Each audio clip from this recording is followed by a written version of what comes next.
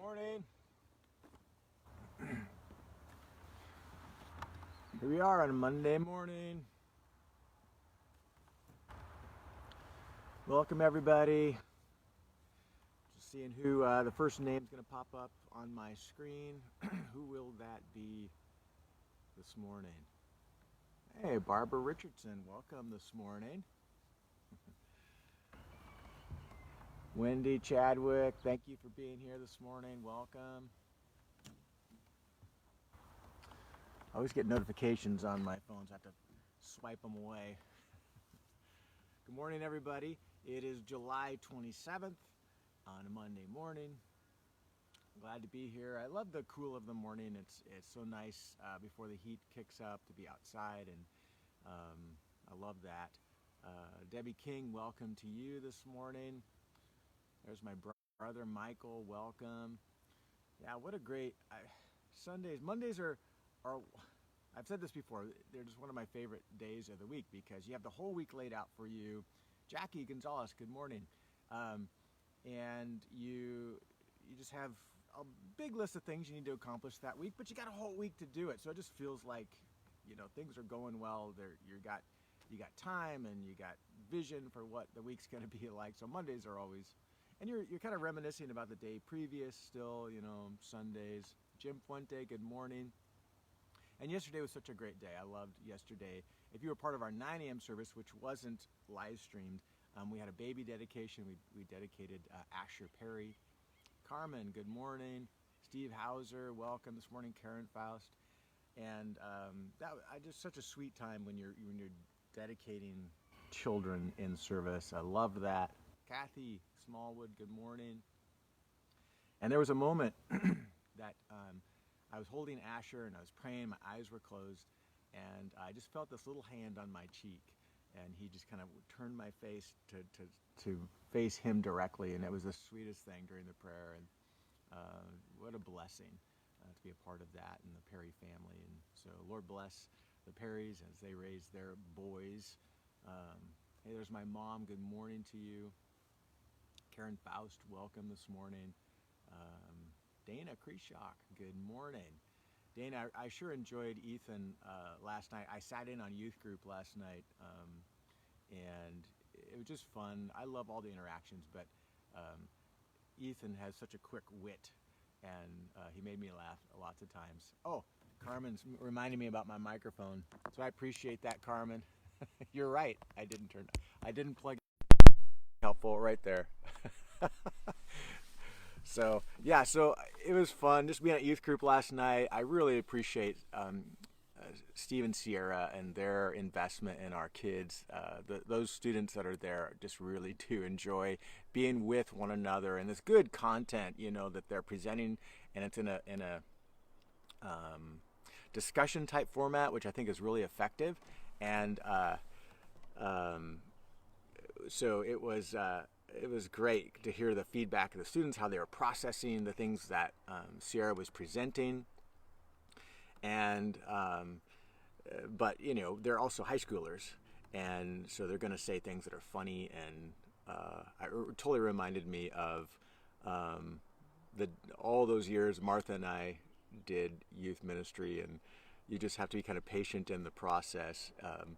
And just it was great. It was great to be in there last night. So anyway, Dana, I saw your name and made me think of Ethan, and so you deal with that, I'm sure, all the time. The quick-witted nature of your son.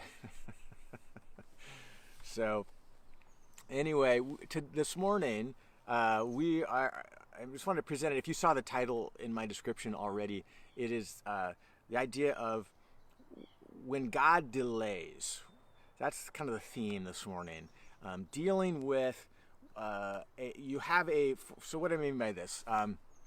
You have a preferred outcome. You have a preferred future that you have in your mind. You're working toward a goal, or there's something in your future that you foresee, or in your present that you are experiencing that is not preferred.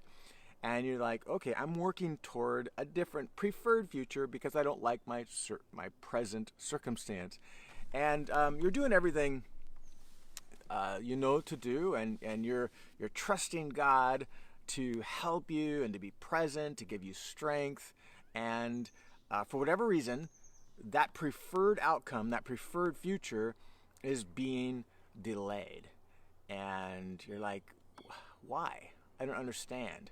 I would think that this preferred future is also what God would want for me, you know, and I'm trying to do what's right in give Him glory and what I think would be preferred that He would also approve of, but for whatever reason, it's not. Things aren't working out. My present discomfort isn't going away, and my preferred future isn't getting any closer. There is a delay, and a detour or something, you know, and we're like, what's going on? Why does God allow these delays? Why is God sometimes slow? What it feels like, that He is slow in coming to our deliverance. And I think there's answers to that. There's probably a lot of answers to that, and I'm going to offer a couple. And I'm going to do it via David's Psalm, Psalm 27. So if you have your Bible, we're in Psalm 27 this morning. And I think this is what David's struggling with. So this psalm actually represents a lengthened period of time. It's implied in how he writes, I think. So there has been some time past, and David has written this psalm to reflect on this time period. So here's how he describes this time period. And Psalm 27 begins with verse 1, says, "The Lord is my light and my salvation. Whom shall I fear?" So hear the confidence of David's exclamations in the beginning of the psalm. "The Lord is the stronghold of my life. Of whom shall I be afraid? When evildoers assail me to eat up my flesh, my adversaries and foes, it is they who stumble and fall. Though an army encamp against me, my heart shall not fear. Though war arise against me, yet I will be confident." And so the beginning of this psalm, I'm not going to read all of the psalm for the sake of time. I'll read some more in a minute. But the beginning is, I just want you to see and hear the tone of confidence. So whatever it is that David has experienced recently that isn't preferred, he has a preferred future, and what he's experiencing now is something different than that. My enemy is encamped against me, and you know what? I'm trusting in God because God's good, and He's going to deliver me. I don't have to fear anything. All kinds of confidence. But what we get, this impression we get, as we continue to read the psalm, is that God's deliverance is delayed. He's not acting right away, and certain things are happening in David's life that are causing him to begin to question. And so let's see, verse 7. Here's where you get the shift in tone. "Hear, O Lord, when I cry aloud. Be gracious to me and answer me. You have said, seek my face. My heart says to you, your face, Lord, do I seek. Hide not your face from me. Do not, or turn not your servant away in anger. O you who have been my help, cast me not off. Forsake me not, O God of my salvation." So time's going on. The deliverance hasn't come, and he's starting to question. Like, okay, well, God, my confidence is in you, so don't forsake me. You know, I don't know why you're not coming to my rescue yet, but I'm, you know, so you start to question things. That's kind of the tone, I think, of David is saying, you're not going to hang me out to dry, are you, God? You know, you start to pray. And in this time, this is where I think I'm going to give you the first thought about what God is doing when He's delaying us. Delaying a preferred future. It's a test. We know, if you've been a Christian for any length of time, you know that we are all tested, and tests are to strengthen our faith. That's the whole purpose of testing, is to, not the whole purpose, but it's the main purpose with lots of little subpoints to it. So testing, how do we become stronger on the other end of things? So I'm getting a tickle, so I brought water, so just in case. So when that delay comes, we are tested several things start to happen, I think, that are beneficial to us, though they are uncomfortable. They're not preferred, but they're preferred by God, so he's delaying and saying, here, I need you to learn some things. And the first thing we learn is we begin to question a little bit. We begin to wonder about the character of God. And this can go either way as far as a positive or a negative. In the case of David, one of the words he says here, it says, you have said, let's see, what verse is it? Verse 8, you have said, seek my face. So you've prescribed something for me to do when I'm serving you. Seek my face. When things are going wrong, when I have a struggle, you said, seek my face. And here I am, my heart's seeking you. I'm doing what you've prescribed. Verse 8, you have said, seek my face. My heart says to you, your face, Lord, do I seek. I'm doing that. We start to look around. Am I doing something wrong? Is this delay because there's something wrong in my heart? There's something wrong in my life? Do I have wrong motives? Is my preferred outcome not what God actually wants for me? And so this delay causes us to examine our heart. And so in this case, David is saying, you've said seek you. I'm doing that. I've examined my heart. I've examined my life. I'm doing the prescribed things. Okay, so it's not that. It's not that I'm doing something overtly sinful that's causing you to delay. So, okay, we'll take that off the table. And then he says in verse 10, for my father and my mother have forsaken me, but the Lord will take me in. So I don't know if this is just hyperbole, where he's just exaggerating the idea that people that, if anybody has your back during times of trouble, it's your mom and dad, right? It's, we were talking to Mackenzie on the phone last night, our second born, and she was going through a struggle, and I said something just really affirming to her. And she said, Dad, she said, she discounted what I said because she said something like, well, Dad, you're my dad. Like, yeah, I know, my opinion of you is biased. I'm going to believe in you no matter what. And so that kind of, I think the image here is that, if your parents forsake you, things are really going bad for you, right? So I don't know if this is literal or if he's, exaggerating. Even my mom and dad have forsaken me, So here's the idea is, at first it feels like you have this preferred future, there's some obstacle, and you just like, I'm confident God's going to deliver us, and everybody's with you, right? There's people on your right, your left, everybody's going on. But time begins to wear on, things aren't working out, and people, their own priorities, whatever, start to get questioned as well. And one by one, people kind of drop to the wayside. People abandon the work. People abandon, coming by your side because it just gets a little tedious and long. I mean, this is real stuff that we've experienced, right, in life before. It's like, man, and I'm trying to do the right thing. And the people that were right there with me are no longer with me. And you're really being tested in this as you persevere forward.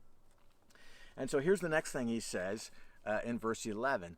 And this is so key, I think, to David's heart, how we get an insight into him. He says, teach me your way, O Lord, and lead me on a level path because of my enemies. He's saying, God, I don't understand why this delay is happening. I'm doing what I think you've prescribed for me to do. And even people around me are starting to lose hope, lose faith, and they're kind of abandoning ours, kind of holding our ground to do what God wants us to do. So God, what is it you want to teach me? This is what testing is supposed to produce in us. God, what is it that you want me to learn here? I want you to open my eyes. I want you to teach me what I need to know, because there's always purpose in God's plan. And I don't always understand it, but I want to be in line with whatever that plan is. And currently I'm not sure, so God, learn me up. Teach my heart.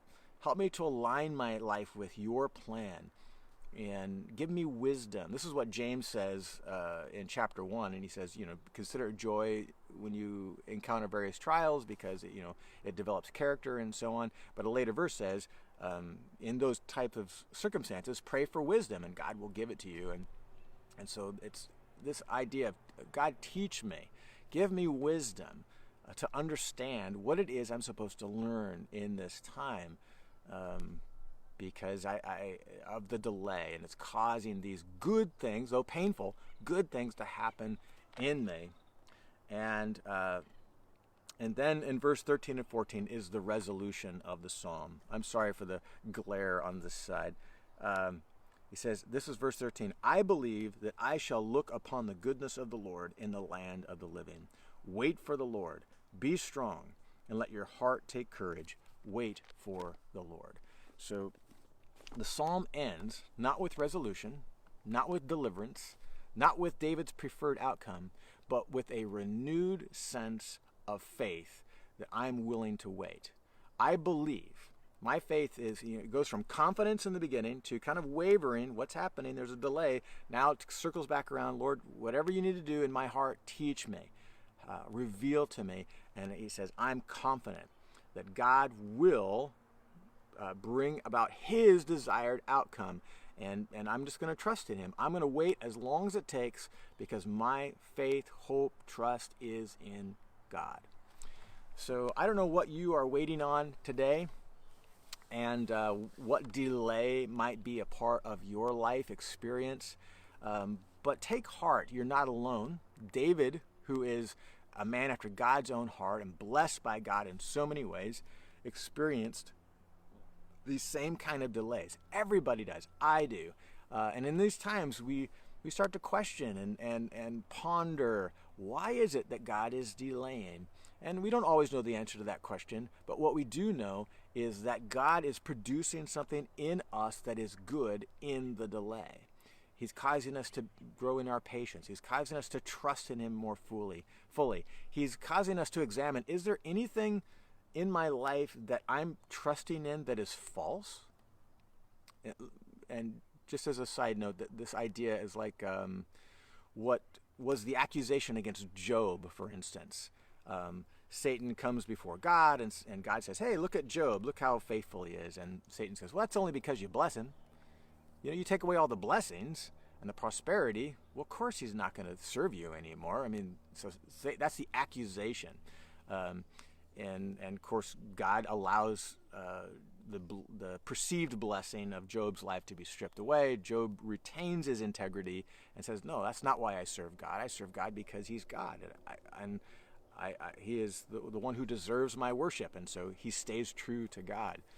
So the delay sometimes is just a stripping away of anything that might be a false sense of security, a false hope. What is my hope in? What is my trust in? Is it the preferred outcome? Is it the blessing? Is it an easier way of life? And when God allows those things to be kind of stripped away, we can examine our heart and say, yeah, I was kind of happy about the answer to prayer versus just trusting in God himself and his character. And so it helps us to examine our heart. So that's an example of the good that comes from delay. So be patient in delay. God has a plan and he's working it out. And though it's painful, my prayer for you, and whatever you're waiting on, that your confidence would be restored, that you would be willing to say, God, do whatever the work you need to do in my heart, and I'm willing to wait. You are worth the wait. So be blessed today. We'll see you tomorrow morning at 7, Tuesday morning. So have a blessed day.